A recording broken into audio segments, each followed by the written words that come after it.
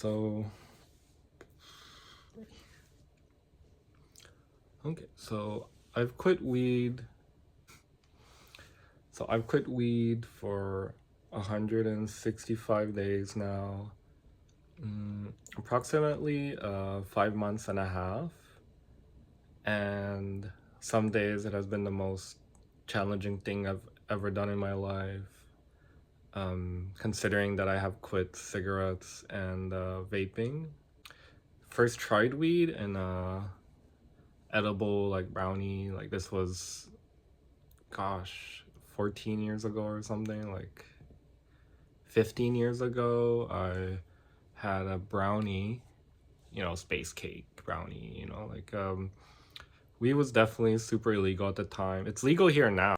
But anyway, like, so weed was legal. I did some brownies. It was pretty fun. Didn't take much of it, and then fast forward to hanging out with friends, like parties or whatever, just hanging out, playing video games. I really can't pinpoint the exact point where I started smoking anymore. It's been so long, but I remembered really loving it. Like yeah, it was really funny. Like, uh, you just get really high, and yeah, I mean, I look back on it fondly. Like the first, like a stoner would say, like the first, like you're not necessarily chasing your first high all the time, but the first high, you're the most, you're kind of the most fucked up. So you're kind of the most affected by weed, the first few times, and all the classic stuff like hungry, whatever, like lazy, um, and whatnot. But yeah, so I just started using it more and more, I guess, to I think at the time it really helped with my depression, like feelings of loss, and well, I didn't lose anything at that point, but just feeling lost, and not really knowing what to do with my life, feeling like a failure, because like, I guess, like, up until high school my grades were really good, and then after that it was kind of whatever. I was kind of lost in the shit, I don't want to say lost in the sauce, but yeah, I was definitely lost. And so I was having a good time, like weed and video game kind of goes hand in hand, I guess. And I was really getting into doing weed, like, I guess every day in my early 20s. I guess until like recently, I'm like 32. Well, I guess I quit when I was 31, but yeah, so in my 20s to my 30s, early 30s, I was just doing weed pretty much every day, if I could, and mostly stuck to flower. And then when it got legal here, I didn't switch, but I also added the carts. Like I like doing live resin carts. I don't like doing distillates or live rosin, but that's just personal. And yeah, flower. I don't like really doing bongs or pipes and all that. So, and I was just starting to get into dabbing, but that's a different story. So actually, I quit. I'm not planning on quitting forever. I wanted to take like a year, less than a year off of it. First, I mainly quit for because I really needed the money. Like, I recently ended. Okay, well, before I say that, before I talk about that, what really marked me in the last 5 years of me doing it, like, I got in high so often that I was barely getting high anymore. Like, it wasn't fun. It was like drinking water. Like, like it's not, there's no effect to it really. Like I guess it did make me tired enough to go to sleep, but it wasn't quite the experience I was looking for. But it did help me to just keep going forward. The last 3 years I did lose, like I don't want to make an excuse to have been smoking, but it just really helped me cope with loss. I lost two grandparents, and especially how my family was structured. Like they're really involved in my lives. My grandpa and my grandma, like I would see them every day nearly, and yeah. So I lost two of my grandparents, and then I had like uh, suspected uh, mentally challenged uncle. I think he's narcissistic personality disorder family member or whatever. I'll just say uncle. Like it's not like he's gonna watch this.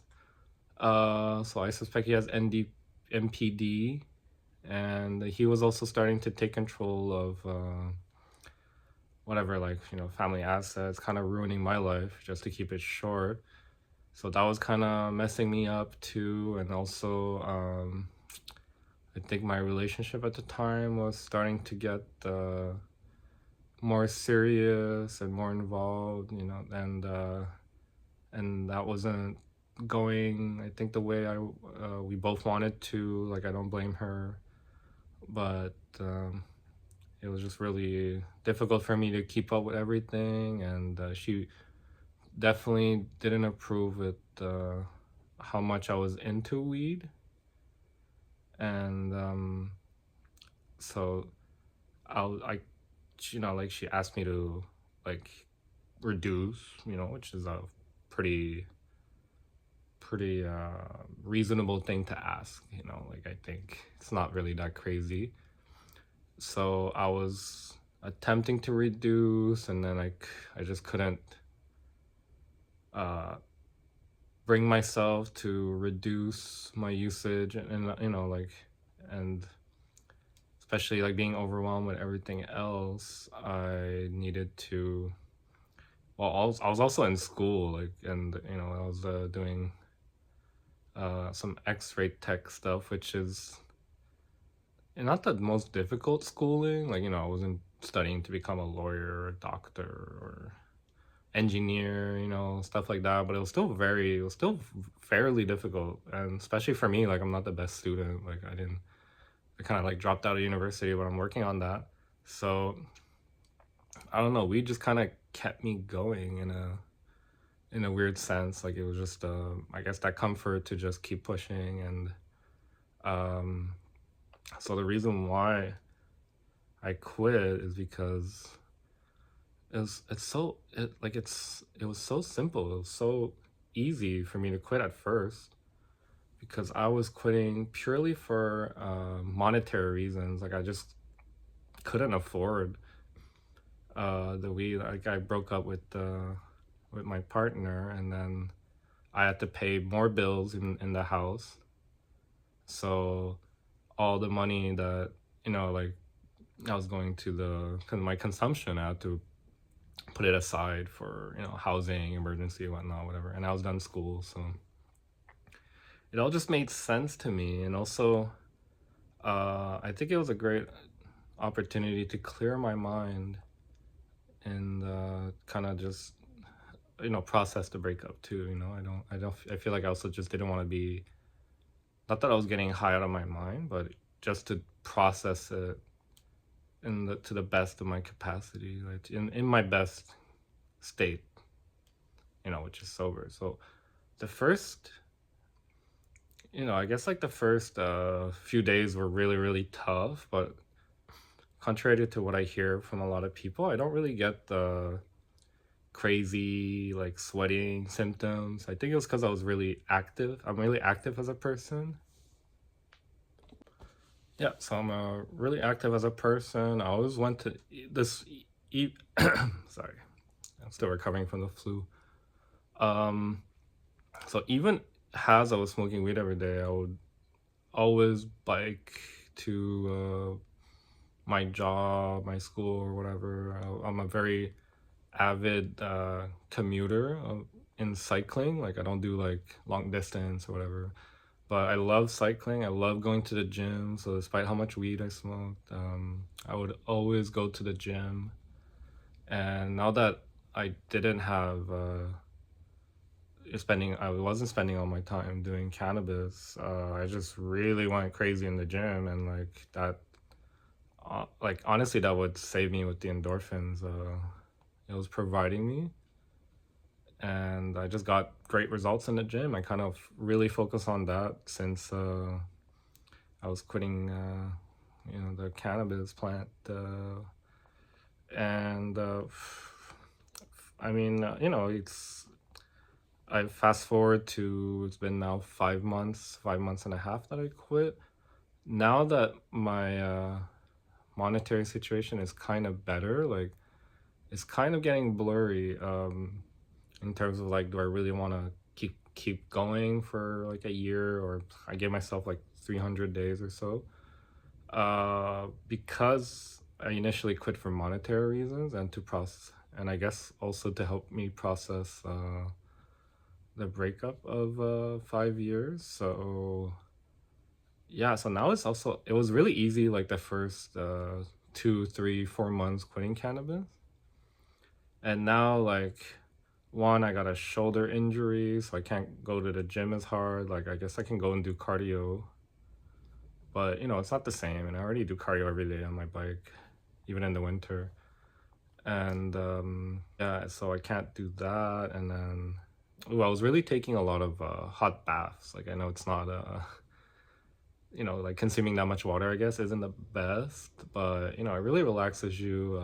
There's no like public baths here, like onsen or jim bangs, and so I have to just do that at home.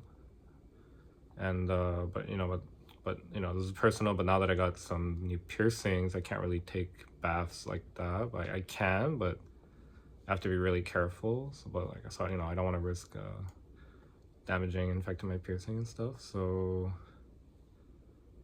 now that I'm really feeling it these days in terms of like, oh, but I should, like, the only thing keeping me from not consuming the cannabis is kind of oh my god, my fridge is so noisy. So the only thing like keeping me from not consuming is kind of like that bet I made with myself to not do it for a year, like to keep abstaining from it. I mean, it's, I mean, I'm still grieving from, the loss of a relationship. Whatever, like, I'll grieve however long it takes. And oh yeah, and I also lost my dog, and it's like last month. Actually, it's been a month also since I lost my dog, and I'm like, oh my god, like a lot of things have happened, and like honestly, I could really go for a joint or whatever right now, a dab, a card. I even have, like, this is how much self-control I'm exercising. I have like flour, cards, edibles, concentrates, whatever, you name it. Like I have it in my house. Like I bought it because it was on sale, like because I know I'm gonna do it once once I'm done this abstinence break or whatever, you can call it like a year tolerance break, so like I have that stuff at home, like just sitting right there, and I'm still going strong in my convictions. And some days are really hard. Like I was gonna break the abstinence streak, and I mean, I guess I have good friends or good people I can talk to that just said like, yo, listen, like you wanted to not do this for a year, and think of how proud you'll be after not doing it for a year, blah blah blah, or like, and that really marked me because I really wanted to prove to myself that I can abstain from cannabis for a year so that I can reset my relationship with it, because I love doing it so much, but I don't want to be that addicted person that I was. And I know I was addicted because I would do it from waking up to when I go to bed, and then I would have to like this. Yeah, this was really shameful, and I would have to kind of like try to hide it from my partner at the time. I mean, at the time I don't have a partner. I would have to hide it from my partner, and that was, yeah, that was really bad too. And that's also why like I just didn't want to, like, this is unrelated to the flower, but like, I didn't want to be that kind of person where I need to hide what I'm doing to someone, and I don't want to be a partner that actively is disliked by my partner for the stuff I'm consuming. And I didn't want to let her down, like I didn't want to be constantly in the dark, in the shadows, like doing all that. And yeah, that felt really bad too. And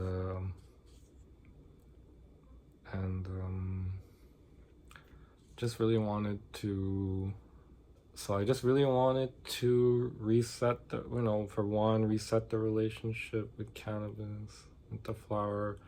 I am going to consume again. I have quit before in periods of my life. The longest I quit was 6 months. And I'm so proud of myself too, because I'm basically like 15 days away from approaching that milestone again. But I will go for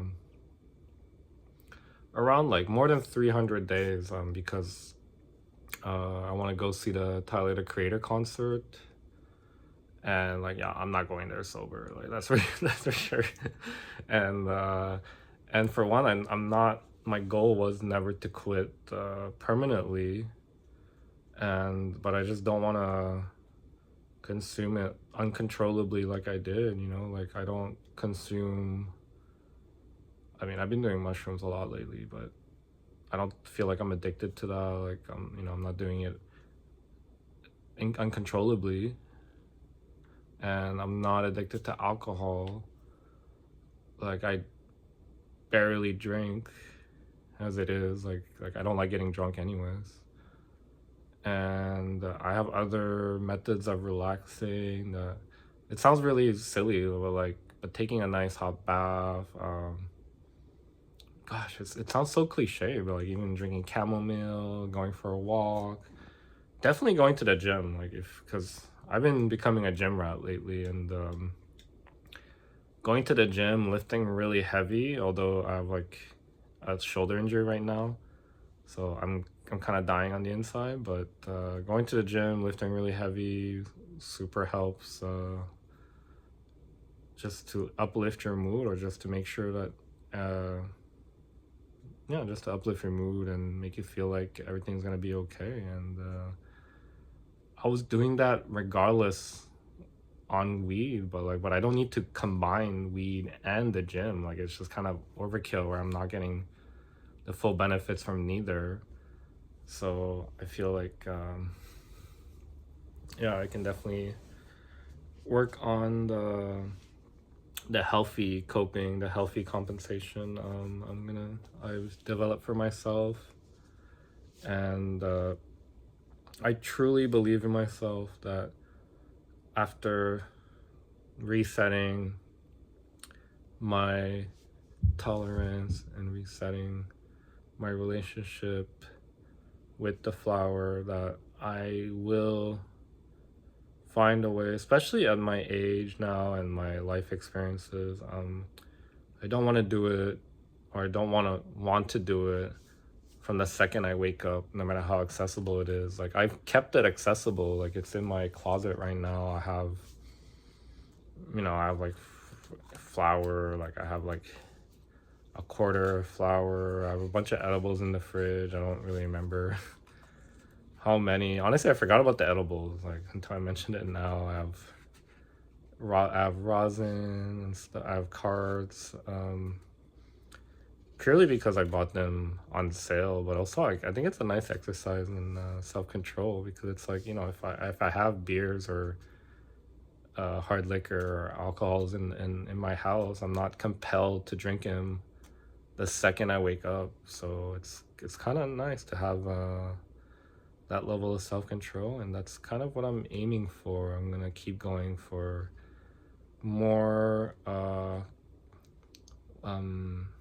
There's this thing I learned in with my addiction counselor. Yeah, mindfulness. Like there should be more mindfulness um, when I do consume or like when I do stuff. Definitely going for a more mindful approach to how I um, how I like to use my cannabis, and yeah, I mean, especially since it's legal here, like I don't really feel bad about the gosh, my flu. I don't feel bad about the recreational usage of it, and yeah, I don't know if I don't like I'm not sure if anyone's gonna watch this or whatever, but it definitely feels nice to get my words out, and everyone has their own journey. Like some people want to abstain from it permanently. I think that's really nice if that brings what they're looking for in life. And I'm particularly more looking for control in my life, and I think that's good for me. And since I am planning on going back to university, even though I'm an unk, like I'm literally at an unk age, I do need to also exercise self-control again, or not, or abstinence once I am in university, so that I may have the results from school that I want, and to finally go into a career that I like. So that's my future plans. I don't have a concrete, like maybe I'll do it once a week or do it at night, like just to help me fall asleep. Honestly, the nightmares first few weeks were really really crazy, but then like I started having no dreams again. So yeah, the nightmare portion wasn't really the crazy part of quitting. So so that's my story so far with my abstinence. It's been 165 days. Super proud of myself. I honestly didn't think. I mean, I knew I could do it. I didn't think I could resist, and I definitely have the moments where I was gonna quit this abstinence, but I'm still here. I take it a day at a time. Honestly, it started being more difficult as I was using an app to track exactly how many days I've quit and stuff. So, but it's kind of nice to know how many days I'm doing and how many days I have left. So that's kind of a double-edged sword. So maybe counting down the days is brutal. So maybe just don't count every day and just count in chunks. Like count every week. Maybe I should do that, honestly.